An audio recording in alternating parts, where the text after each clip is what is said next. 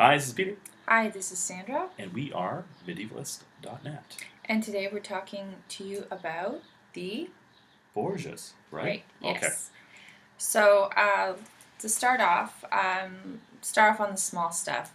So we have Della Rovere, now the ninja guy here, prepping his would-be youthful assassin with Cantarella, the poison that was used against him, to fortify him so that he's immune to it and he can be a taster. This is like a master plan. What did you think of this whole? It's kind of funny. I kind of think it's gonna fail. Like we know that, right? It's just like, it's like here's the boy, and it's so kind of funny where he takes this little sip and he waits like a few seconds, then he goes into convulsions and stuff like that, and it's gonna be tough on him. So and he does it again. Yeah, and he does it again, it's almost a bit comic. Yeah. So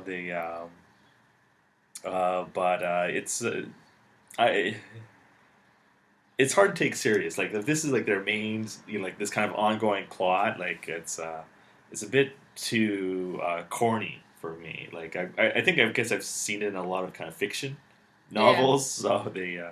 So it is a funny bit. Like I really kind of like the kind of acting that and like Del Rovere kind of trying to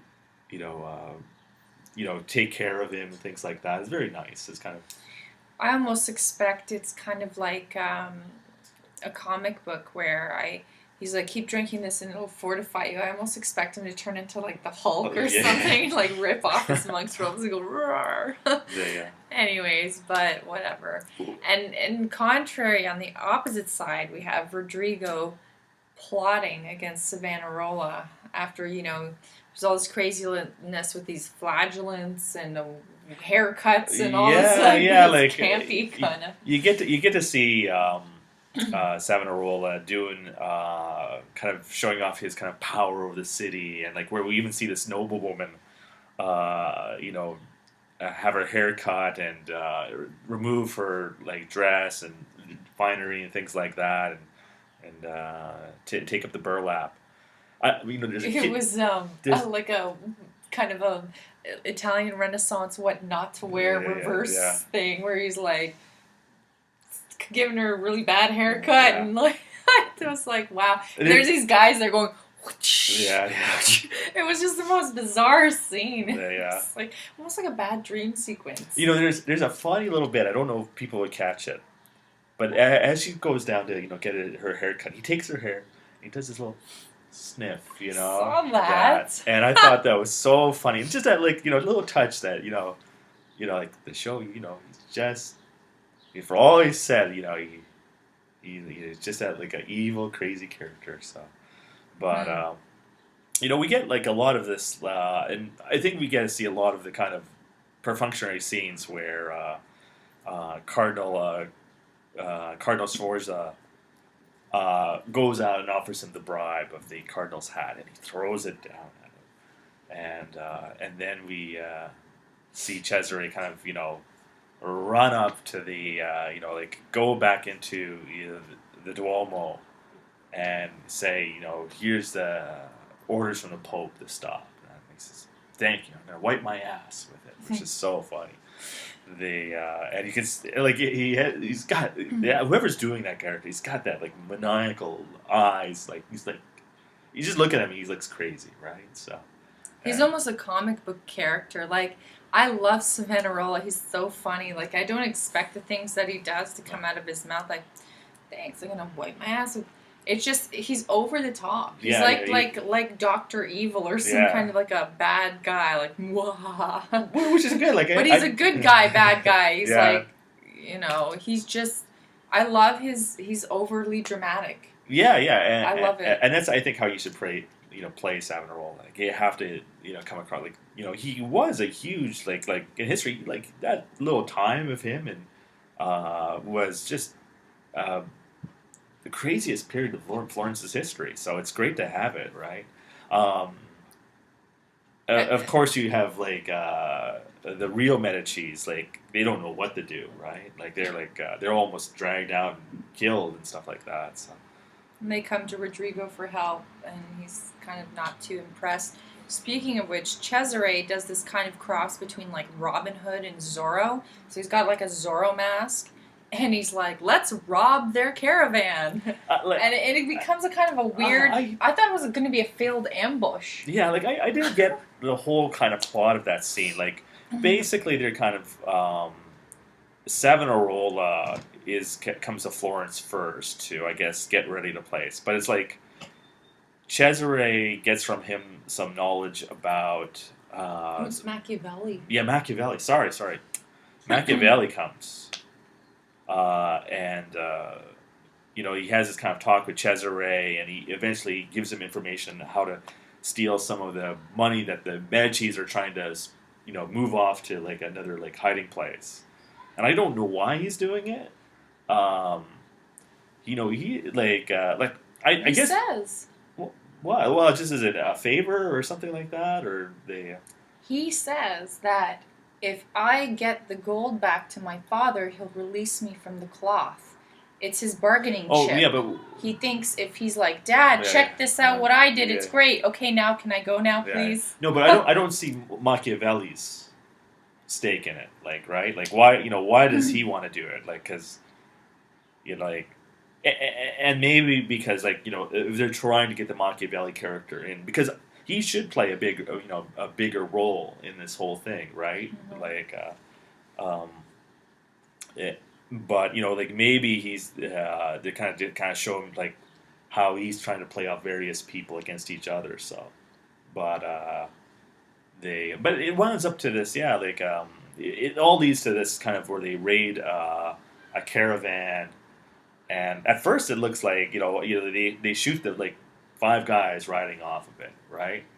But then you get to see like as they're about to approach, you see there's a whole bunch of guys inside the caravan just waiting to jump out, and then they jump out and it's 2 of them, So, like I was thinking like,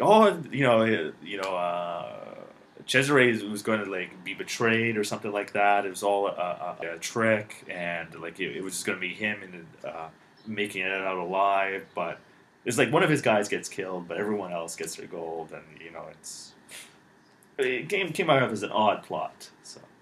Yeah, and it just, and then the epic fail is that Cesare gets back to his dad and's like, look at what I did, Dad. And his dad's like, that's nice, but your brother's such an incompetent buffoon that I can't possibly have you leave the church. Yeah. He's like, come on, do you want Juan advising me? All right, then. Good boy, you gotta stay. And he's just like pissed. He's like, chucks the coins. He's like, damn it. Like, he thought this was his ticket out, the golden ticket out of the church. I really don't see why he's so eager to lead the military. He seems to be doing it anyways, what he wants. It's like, does he really want that title instead of Cardinal? He seems to be having a fun time leading, his little army of 10. So his band of merry men. Yeah. With his Zorro mask. And it's and he's stealing from the rich to give to the even richer. It's bizarre. But I love the acting in this show, so no matter what kind of weirdness happens, I think it works. And then there's, because of Cesare's, oh, whoops, Giovanni Sforza fell on my knife incident last weekend, Lucrezia used to break the news to Lucrezia that, so sad, too bad, you've got to get married again because I screwed up. And then there's that interesting thing about her, looking at these suitors and kind of, no, but I'll take the dog. But no, on second thought, I won't take the dog or the man. Yeah, she's being, I guess they want to show that she's being picky and stuff like that. She doesn't want to marry, but she's got to. And then, she sees someone that she really likes. And but it's the wrong brother. Just happens to be the brother of the guy that wants to marry her. So. We know where that's going. Yeah, this a lot of trouble in this Borgias. One. Yeah, so without that's gonna be a funny storyline. So yeah, definitely. And then I enjoyed the part where Rodrigo actually went to see his old girl with a knot sign is like, hey, can you help me out? Oh, and by the way, so you're in the tub. And she's like, nay. Yeah. By the way, nice try though. Yeah, the water's cold. Get out. Aren't you supposed to be like giving up sex for Lent? And he's like, yeah. Man, so he is so easily strayed. He's like, wow. Brutal. Just brutal. Yeah. I thought there was also a small snippet that I found interesting. They're pelting sodomites. And Micheletto's standing there going, yeah, I could be in that crowd. You see it all over his face. I could be being pelted right now. Nobody knows the trouble I've seen. Yeah, you know. Like, mind you, like, they accuse everyone of being a sodomite, you know, so, like, but it's funny, so... It's kind of like an interesting moment because the audience knows why Micheletto's kind of looking at that going, oh, damn, and nobody else around him knows. Yeah. And it's very interesting. I thought it was very nice. I like his relationship with Cesare. Cesare's like, hey, man, I'm going to be, like, the king of the, you know, the head captain guy. You can be, like, my right-hand man. And he was like, no, I kind of want to stay in the shadows. I thought that was interesting. Did you think Micheletto would take up that banner for Cesare, or were you surprised by his response? I think Micheletto was very comfortable. Kind of like he has a lot of secrets that even Cesare doesn't know, and his boyfriend. Yeah, that, and you know, I don't think he sees himself in that kind of position because he's killed far too many people to be, you know, out there in the open. So. Yeah, plus it allows him, you know, to carry on with his tryst and his private life and his, you know, all that without being the center of attention. And he can do his best work kind of behind the scenes. You know, he's not an actor, he's a producer, let's say. So I enjoyed the episode. I thought it was interesting, kind of funny at times. I thought one of the best moments, too, was when Cesare runs in a panic. He's like, oh, I have a confession. And he sits down, and his dad, Rodrigo's just pissed. And he's like, I have a confession. And he does the whole thing, like, and then when they come out of the pews, he's like, what were you thinking? Like, he does the whole, okay, let's confess, let's do this in the parameters of the church, and then as soon as they leave the confessional, he starts laying it on him like a father to son. He's like, it was funny. And I like how Rodrigo is like, he has that little bit of penance, he's showing a little bit of humility, you know, but as the other guys say about him, you're like, oh, it's just an act. And it was, you know, like as soon as he's back in the, you know, back in his own halls, you know, it's like, all right, let's scheme and plot. Let's figure out how we're gonna kill Savonarola, right? And it's like, oh, good, he might be a heretic. Oh, we could burn him. That's great. Yeah, I think it'll be interesting. A lot of things will come to pass, and I'm pretty sure we're gonna see them. Whether Savonarola likes it or not, they're going to. His days are short-lived for sure. Well, like, I wonder if they'll if they get to the point where they burn him, if they'll show. Like, well, I'd love it if they made it that, like, there's a famous scene of the burning of Savonarola, like where they're prepping out the like the stage for it, and I would hope that they can try and recreate that somehow. He likes violence, but yes, it'd be interesting to see how far they go with that scene. Mm-hmm. But yeah, so definitely, it's gonna look interesting. They showed some snippets from NetSuite. It looks like Cardinal Sforza is riding around looking like Joan of Arc in some armor. Yeah. I can't wait to see that show go down. And it looks like Lucretia's got her eyes on the brother of the suitor. So we'll have Forley? I don't know, Venice or something like that. Let's not forget the three women and their great efforts to, you know, alleviate the poor, which I guess took another step. They got some money. A non-scene for me. But yeah, it's. I think they were like, well, we need to give Julia Farnese some airtime, so let's throw her in the scene. Yeah. But other than that, I really enjoyed it. It was a very good episode again. Didn't find anything really boring. And I'm looking forward to next week as the plot thickens. Yeah. Thank you for joining us. Until next time. Good night.